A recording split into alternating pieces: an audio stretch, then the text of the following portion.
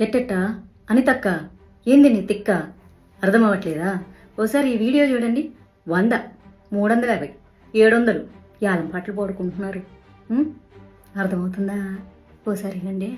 ఒకేలా కావాలనుకోండి, ఎన్ని రోజులు మైక్ పెడతారో చూసుకుని దానికి ఒక 100 రూపీస్. హైట్ ని బట్టి height above 3 feet to 6 feet అనుకోండి, దానికి ఏంటంటే ఈకో ఫ్రెండ్లీ 350 రూపీస్. అలాంటివి మనకి హైట్ అబౌవ్ 6 feet అయితే 700 రూపీస్. ఇప్పుడు నేను మాట్లాడబోయే టాపిక్ అయితే చాలా మందికి కోపం తెప్పిస్తుంది. ఎస్పెషల్ ఏంటంటే పొలిటికల్ పార్టీ వాళ్ళకి కోపం తెప్పిస్తుంది అనమాట. అందులోనూ ఆంధ్రప్రదేశ్లో ఉన్నటువంటి పొలిటికల్ పార్టీ, ఇప్పుడు మన హోమ్ మినిస్టర్ గారు అనిత గారు మాట్లాడారనమాట. వెరీ అన్ఫార్చునేట్ ఏంటంటే ఈ అలయన్స్ ప్రభుత్వంలో మా పార్టీ కూడా ఉంది, బీజేపీ. అయినా సరే నేను తప్పు అని ఖండించి తీరతాను. ఎందుకంటే నాకు పార్టీ కంటే ముందు దేశం, ధర్మం, అందులోనూ నా హిందూ ధర్మం. నా తెలియగలుగుతాను, ప్రతి వాళ్ళకి హిందూ పండుగల మీద పడి ఏడవడమే తప్ప ఇంకా వేరే పని లేదా? ఏమ్మా అనిత గారు, ఏంటమ్మా పాటలు గణేష్ మండపాలలో పెడితే 100 రూపాయల, అడుగు అడుగుకి 350 రూపాయల ఎకో ఫ్రెండ్లీ గణేషకి? ఓ పని చేయండి. మామూలుగా మనకి చాలా మంది చనిపోతూ ఉంటారు రోజుకి, వాళ్ళ మీద అంతో కొంత చిల్లర చల్లుతూ ఉంటారు. సో మీరు చెప్పండి, ఇది కొంచెం చిల్లర కాదు, ఇట్లా ఇంత 1 కిలోమీటర్కి అయితే 100 రూపాయలు చల్లండి, అట్లా 2-3 కిలోమీటర్లు అయితే 350 రూపాయలు చల్లండి, మేము ఏరుకుంటాం, వచ్చి మా స్టాఫ్ని పంపిస్తామని పెట్టండి. చాలా బాగుంటుంది. మనకి ఏదన్నా కష్టం వస్తే భగవంతుడు చూసుకుంటాడంట. ఆ భగవంతుడికే ఈరోజు కష్టం పెడుతున్నారు మీరు. ప్రతి ఒక్కళ్ళకి హిందూ పండుగలు వస్తే చాలు, అసలు మీకు ఎందుకు ఇంత కడుపు మంటాం? అసలు మాకు నిజంగా అర్థం కాదు.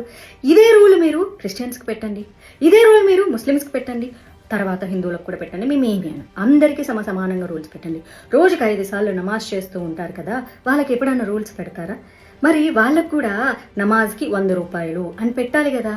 గణేష్ మండపాల దగ్గర సాంగ్లకి 100 రూపాయలు ఏంటి? లేకపోతే క్రిస్టియన్స్ అర్ధరాత్రులు కూడా పెడుతూ ఉంటారు కదా. నేను ఎవరిని కించపరచట్లేదు, ఇక్కడ గుర్తుపెట్టుకోవాలి. పొలో మనం తిట్టడానికి రెడీ అయిపోతుంటారులే కానీ ఆయన భగవంతుడికి బోల్డని కష్టాలు వచ్చాయంట, బోడి మాధవిలత కష్టాలు వస్తే ఏంటి, మీరు తిడితే ఏంటి, నాకేం మరి. వాళ్ళకు సేమ్ రూల్స్ అప్లై చేసి మాకు కూడా సేమ్ రూల్స్ అప్లై చేయండి. మేము వేస్తాం, చిల్లర వేస్తాం, ఏముంది. ఎంతో మందికి అన్నదానాలు చేస్తూ ఉంటారు హిందువులు, ఎంతో మందికి ప్రతిరోజు మండపాల దగ్గర బోల్డ్ అన్ని ప్రసాదాలు, లేకపోతే ఇంకోటి. అసలు మా పండగలంటేనే 10 మందిని బతికించడానికి ఉండేటటువంటి వ్యవహారం అది. ఒక వినాయక చవితి వస్తే మండపాలు వేసేటోళ్ళు ఏంటి, మట్టి బొమ్మలు తయారు చేసేటోళ్ళు ఏంటి, అసలు ఒకటేంటి అరటి ఇవి అవ్వచ్చు, పత్రం అమ్ముకునేటోళ్ళు కావచ్చు, పూలు పళ్ళు, ఎన్ని వ్యాపారాలు బతికిస్తూ ఉంటారు హిందువులు.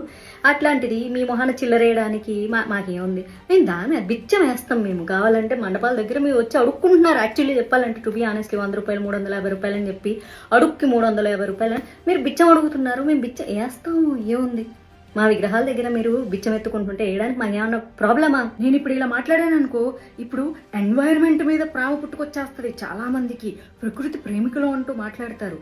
మీరు మట్టి బొమ్మలు, ఆకులు అవన్నీ తీసుకెళ్లి వాటర్లో వేస్తారు, మరి వాటన్నింటినీ చెరువుల్లోంచి, కాలువల్లోంచి, వీటిలోంచి బయటికి తీయాలి. వాటికి ఎంత శ్రమ అవుతుందో తెలుసా, ఎంత పాడైపోతుందో తెలుసా, ఎన్వైరన్మెంట్ ఎంత నాశనం అయిపోతుంది. అట్లీస్ట్ ఇలాంటి రూల్స్ అన్న పెడితే సో అప్పుడైనా కేర్ఫుల్గా ఉండేసేసి తక్కువగా వాడతారు, పెద్ద విగ్రహాలు చేయడం మానేస్తారు. అలా అని చెప్పేసి విగ్రహాలు చేసే వాళ్ళ కడుపుల మీద కొట్టడానికి ఎన్వైరన్మెంట్ పేరుతో మేము చాలా సిద్ధంగా ఉంటాము.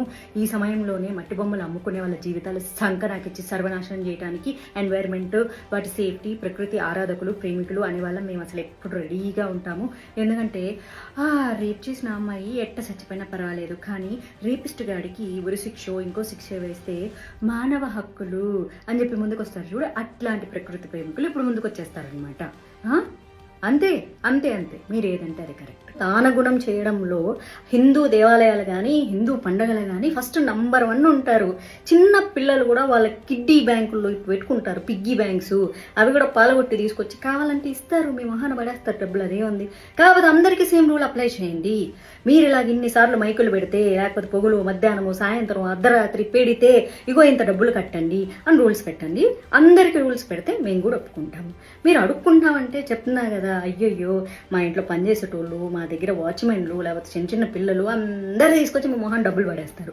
ఇప్పుడు కాలుతుంది కదా మీకు, సిగ్గు శరం. ఎప్పుడు చూడు ఆ ఎండోమెంట్ డిపార్ట్మెంట్ నుంచి వచ్చిన కోట్ల రూపాయలు మీ పర్సనల్ అవసరాలకు, ఆస్తులకు, దేవుడి ల్యాండ్లు అమ్మేసుకుంటూ ఉంటారు, దేవుడి నగలు అమ్మేసుకుంటూ ఉంటారు, ఎవరెవరో ఇచ్చిన కిరీటాలు అన్నీ అమ్మేసుకుంటూ ఉంటారు, కుటుక్కు శ్వాహాలు చేస్తూ ఉంటారు. అయ్యి సరిపోనట్టు సిగ్గు లేకుండా దుర్గా నవరాత్రులు వస్తే, వినాయక చవితి వస్తే, దీనమ్మ సిగ్గు శరం మానం అభిమానం రోషం పౌరుషం లేకుండా ఒక మినిస్టర్ హోమ్ మినిస్టర్ గారు అయ్యుండి కూడా ఏమో మరి మీకు చంద్రబాబు నాయుడు గారు సలహా ఇచ్చారు, మరి దీని మీద పవన్ కళ్యాణ్ గారు పర్వాలేదు మనకు డబ్బులు వస్తున్నాయి మన పోలీస్ డిపార్ట్మెంట్కి ఈ 10 రోజులు ఎక్స్ట్రా డ్యూటీ చేసినందుకు నెక్స్ట్ మంత్ వచ్చేటటువంటి దసరా పండుగకి దసరా బోనస్లకి శాలరీల కింద పనికొస్తుందేమో, హిందువులొక్కళ్ళే దానం చేస్తారు అని చెప్పి మరి అనుకున్నారో ఏమో మరి నాకు తెలియదు. ఇప్పుడు నన్ను Pawan Kalyan fans, Chandrababu Naidu fans, TDP fans అందరు వేసుకుంటారు. సిగ్గు శరం. మా బీజేపీ కూడా అలయన్స్ ఉంది ఆంధ్రప్రదేశ్లో. అయినా సరే చెప్తున్నా కదా, దేశం ధర్మం తర్వాతే పార్టీ. మా బీజేపీ ఎప్పుడేం చెప్తుందో తెలుసా, నేషన్ ఫస్ట్ పార్టీ నెక్స్ట్. అందుకే ఐఎమ్ టాకింగ్ అబౌట్ నేషన్. ఈ నేషన్లో హిందూ ధర్మం నిలబడాలి. మీరు అడుక్కోండి, వినాయక చవితి వస్తుంది మాకు చందాలు ఇవ్వండి, మా పోలీసులను ఎక్స్ట్రా కాపలా పెడుతున్నాము, వచ్చే నెల మళ్ళీ దసరా వస్తుంది, నవరాత్రులు వస్తాయి, దసరాకి బోనస్లు అడుగుతారు, మేము పేదోళ్ళము, మేము పోలీస్ డిపార్ట్మెంట్కి డబ్బులు ఇచ్చుకోలేకపోతున్నాము, దయచేసి చేతులు చాపి అడుక్కుంటున్నాము, మీరు దానం చేయండి అని అడగండి. హిందువులు కోటాను కోట్ల రూపాయలు దానం చేస్తారు తెలుసా, కోటాను కోట్లు, 100, 350 కాదు. ఒక్కొక్కరు కావాలంటే పేదోళ్ళు కూడా కూలికి వెళ్ళి ఆ రోజు కూలీ డబ్బులు 500, 600 తీసుకొచ్చి మీ మొహాన్ని పడేస్తారు. బతకండి అలాగా, అడుక్కోండి కావాలంటే. మినిస్టర్లు అందరూ వచ్చి ప్రతి పండక్కి వచ్చేసి ఆంధ్రప్రదేశ్ ప్రజలారా హిందువులారా మాకు ఇట్ట డబ్బులు ఇవ్వండి అని అడుక్కోండి. కోట్ల రూపాయలు ఇట్ట ఇవ్వకపోతే నన్ను అడగండి, ఇస్తారు. మా హిందువులందరూ దానగుణం కలవాళ్ళు. కానీ అఫీషియల్ ప్రెస్ మీట్ పెట్టి దానికి 100, దీనికి 100, దానికి నా 100 అని అడుక్కోవద్దు.